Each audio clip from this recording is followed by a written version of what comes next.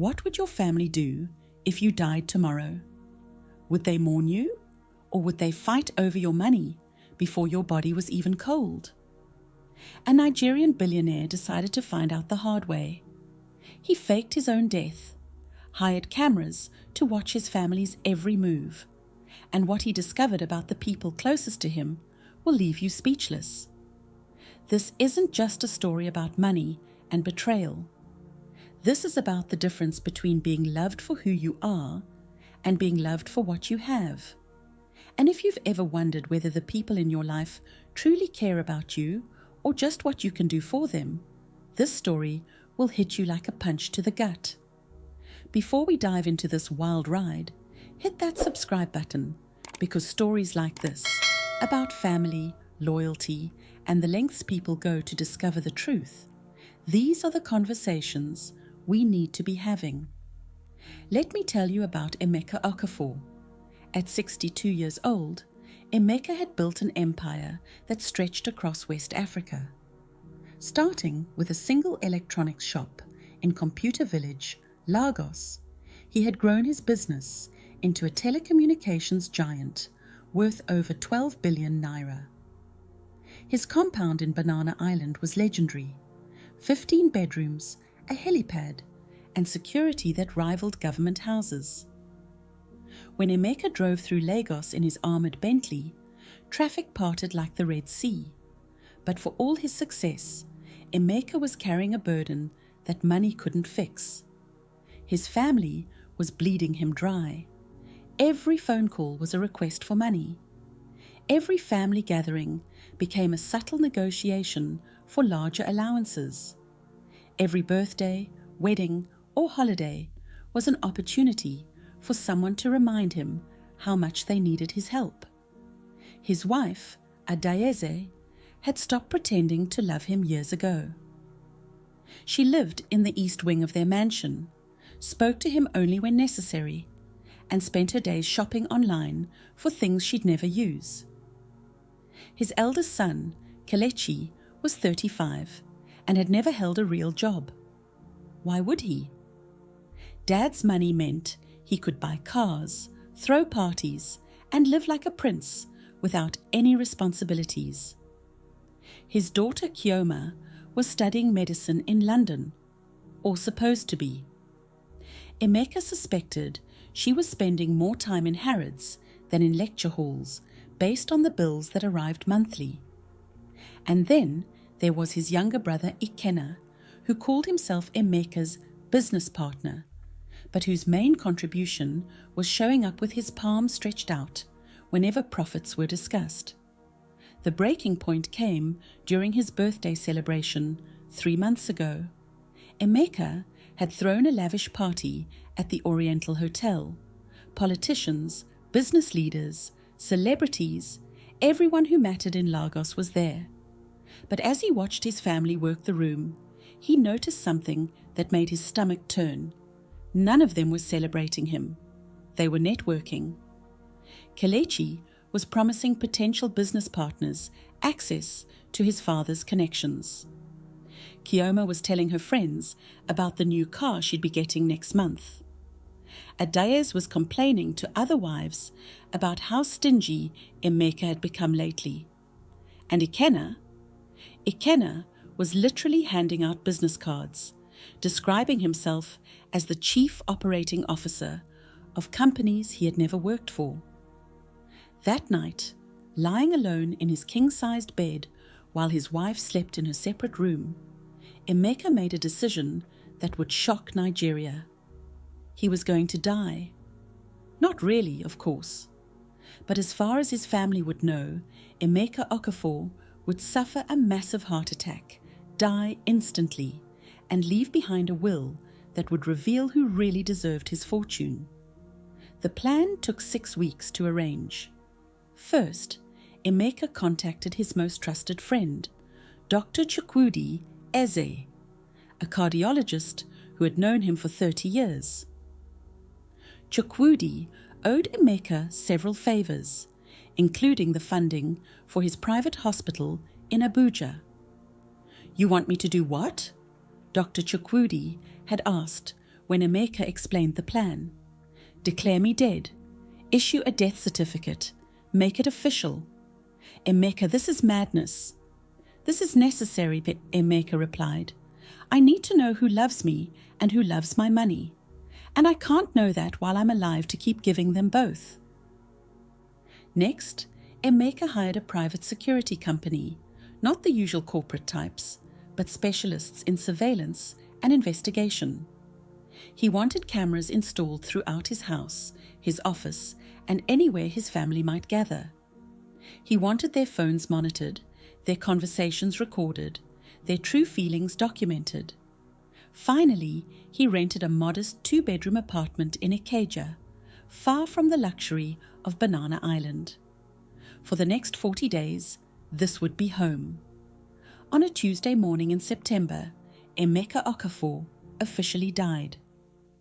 Dr. Chukwudi made the call to a di.ed at 6:30 a.m. Mrs. Okafor, I'm sorry to inform you that your husband suffered a massive cardiac arrest in his sleep. We did everything we could, but he didn't make it. The response was not what you'd expect from a grieving widow. Are you certain? Ades asked, her voice steady. Yes, ma'am. I'm very sorry for your loss. There was a pause. Then, what happens now? With the will, I mean. Dr. Chukwudi, following Emeka's script, told her that the will was sealed and would be read after the funeral. Within an hour, the news was everywhere. Telecommunications, billionaire Emeka Okafor dead at 62. Television stations interrupted their programming. Newspapers prepared special editions. The governor of Lagos issued a statement calling it a tremendous loss for Nigeria. But in his small apartment in Ikeja, Emeka was very much alive, watching multiple screens that showed him exactly how his death was being received by the people who claimed to love him. The first shock came within 2 hours. Instead of crying, instead of calling family to share the devastating news, Adaeze went straight to the study and began looking through Emeka's papers. The hidden cameras captured her methodically searching for bank statements, investment documents, anything that might give her insight into his financial situation. When she couldn't find what she was looking for, she called the family lawyer. Mr. Okonkwo, this is Adaeze. I need to know about Emeka's accounts. Can you give me access today? Mrs. Okafor, I understand this is difficult, but there are procedures. I don't care about procedures, she snapped. I'm his wife. I should have access to everything immediately. Emeka watched this conversation on his laptop and felt something break inside his chest. Not his heart, that was still beating, but something deeper, some final illusion about the woman he had shared 28 years of marriage with. The second shock came from his son. By noon, Kelechi had arrived at the family house. But instead of comforting his mother or making funeral arrangements, he went straight to the garage. The cameras watched him walk past his father's prized 1967 Mercedes, a classic car that Emeka had restored himself and treasured more than any of his newer vehicles.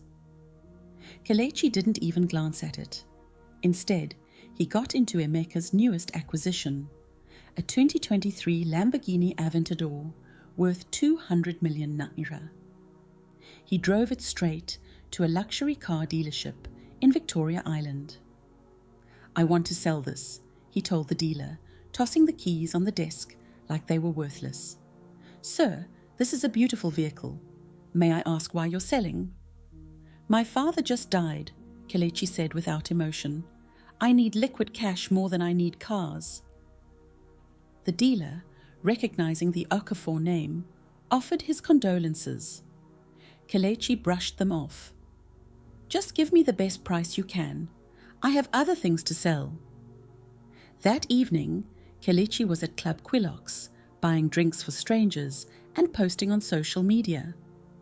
Life is short, R.I.P. Dad, but the party goes on. Watching this, Emeka felt his hands shaking with rage. Not just because of the disrespect, but because of the casual way his son had erased him. 24 hours, and he was already just a hashtag. The third betrayal came from his brother. Ekena didn't even wait for the official funeral announcement. By the second day, he was at the family lawyer's office, demanding to see the will. I was his business partner, Ekena insisted. I built this empire with him. I should inherit the companies. Mr. Ekena, your brother's will explicitly states, I don't care what it states. I was there when he had nothing. I was there when he was selling phone chargers in Computer Village. Where was his wife? Where were his children? I'm the one who deserves everything. The cameras caught him pacing outside the lawyer's office, making phone calls to relatives, building a case for why he should be the primary inheritor.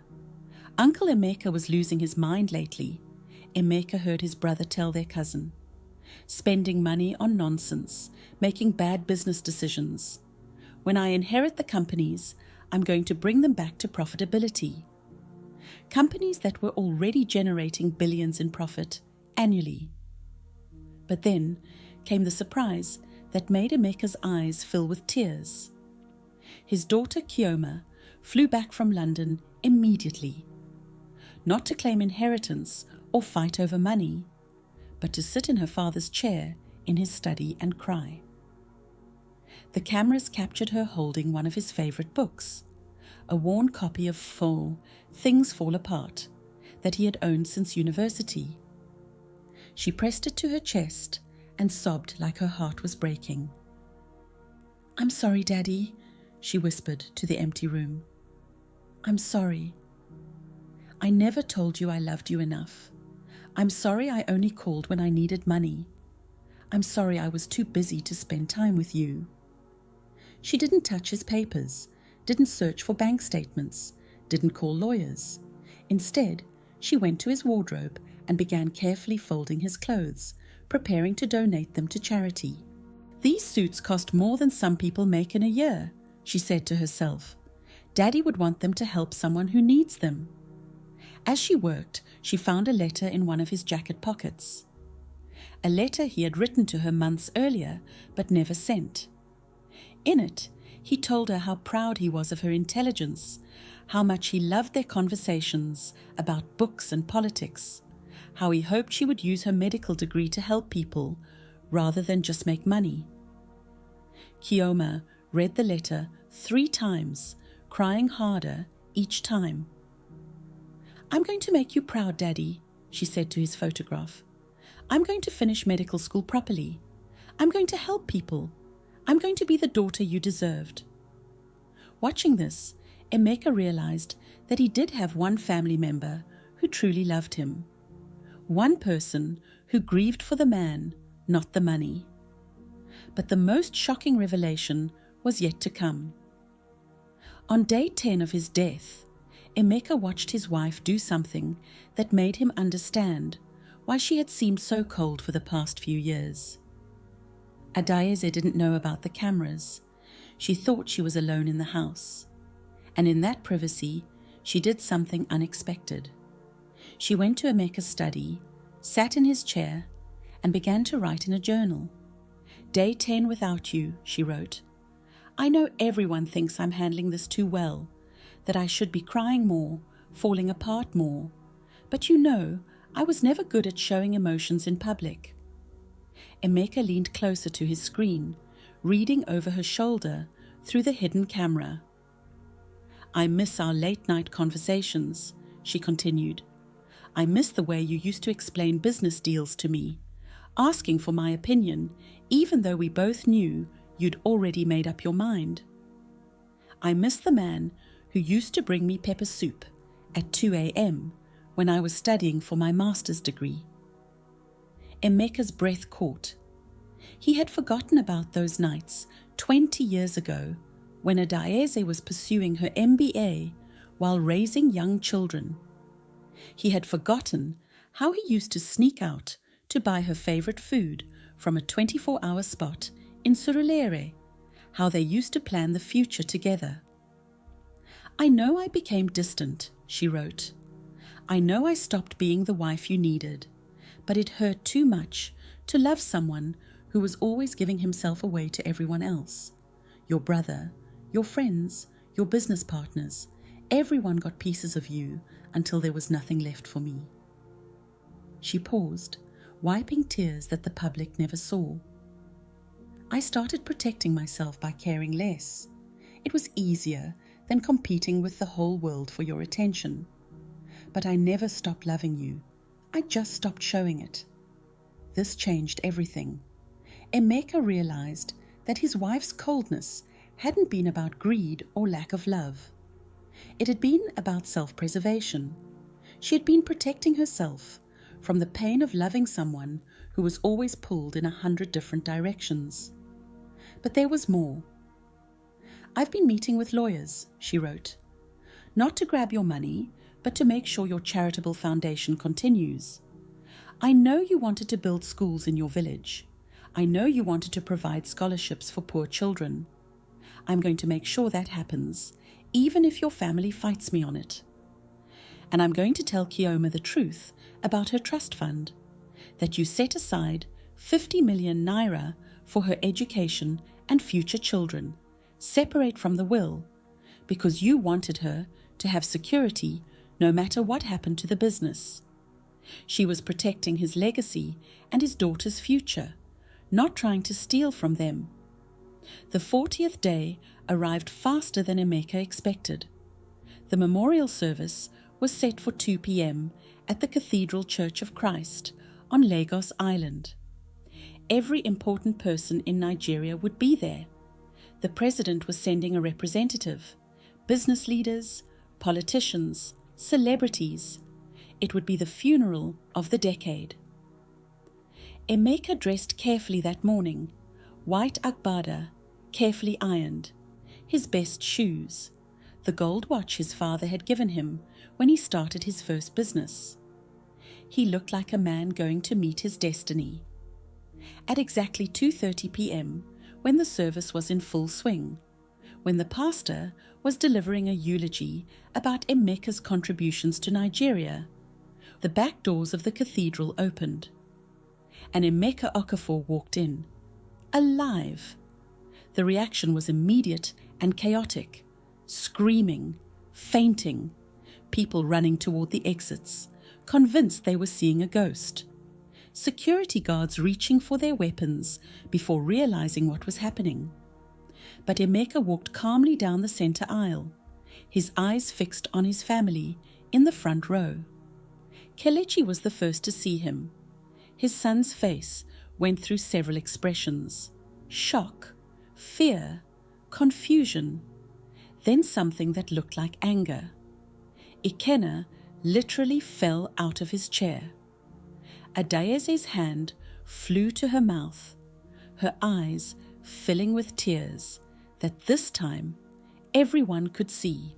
And Kioma? Kioma ran to him, not caring about the hundreds of cameras, not caring about protocol or appearances. She threw her arms around her father and held him like she never wanted to let go. "Daddy," she sobbed, "you're alive. You're really alive."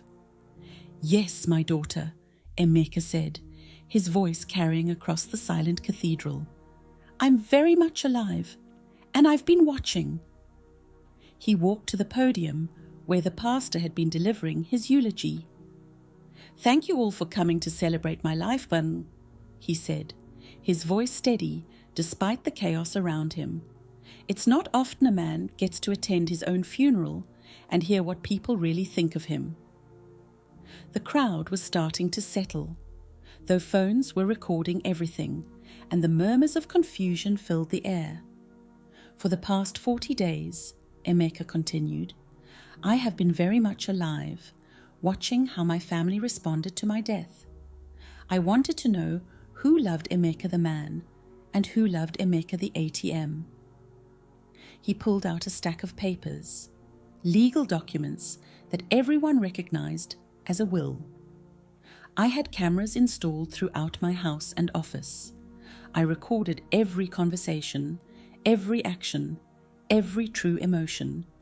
And based on what I learned, I am rewriting my will today, in front of all of you. Kelechi started to stand, his face red with embarrassment and anger. Dad, you can't. Sit down, Emeka said quietly. But his voice carried such authority that his son immediately obeyed. My son Kelechi, Emeka said, looking directly at him, sold my car before my body was even buried, posted on social media about partying while I was supposedly dead. You will receive exactly what you earned, nothing. You are cut off completely until you learn to build something with your own hands. Kelechi's mouth opened to protest, but no words came out.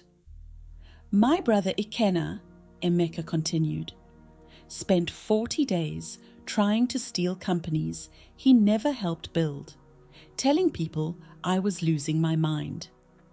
You will receive a monthly allowance of 50,000 naira, enough to live modestly, but not enough to pretend you're important. Ikenna started to speak, but Emeka held up his hand. My wife, di.ed, he said, his voice softening. I watched you protect my legacy when you thought no one was looking. I watched you plan to continue my charitable work. I watched you grieve for the man I was, not the money I had. You will inherit the house, half of my liquid assets, and control of the Emeka Okafor Foundation. di.ed was crying openly now, not caring who saw. And my daughter Kioma, Emeka said, walking over to embrace her again. You loved your father, not your father's money. You grieved honestly. You planned to honor my memory by becoming the person I always knew you could be. You will inherit 60% of all business holdings, with the understanding that you will complete your medical degree and use these resources to help others. The cathedral was completely silent, except for the sound of Kioma's tears. To everyone else who came here today, Emeka said, turning back to the crowd, thank you for showing me that I had friends who truly cared. Your presence here honors me more than any money ever could. He paused, looking out at the hundreds of faces staring back at him. Let this be a lesson to all of us, he said. Money reveals character, it doesn't create it. When people think you have nothing left to give them, you discover who they really are. Some people love you for your wallet, others love you for your heart. Make sure you know the difference. 6 months later, the Okafor family had completely changed. Kelechi, cut off from his father's money, had been forced to get his first real job. He was working as a sales representative for a telecommunications company, not his father's company, but a competitor. The work was hard, the pay was modest, and for the first time in his life, he was learning the value of earning something himself. Surprisingly, he was good at it. Without the cushion of inherited wealth, he discovered he had inherited something more valuable from his father: business instincts and the ability to connect with people. Ikenna, reduced to a modest allowance, had been forced to downsize his lifestyle dramatically. He moved from his luxury apartment in Ikoyi to a simple flat in Surulere. But the humbling experience had taught him something important. He had been living off his brother's success for so long that he had forgotten how to create his own. At 58, he started a small business, buying and selling phone accessories, the same business he and Emeka had started with 40 years earlier. It wasn't glamorous, but it was honest work, and it was his. di.ed and Emeka began marriage counseling. The revelation that her coldness had been self-protection rather than indifference changed everything between them.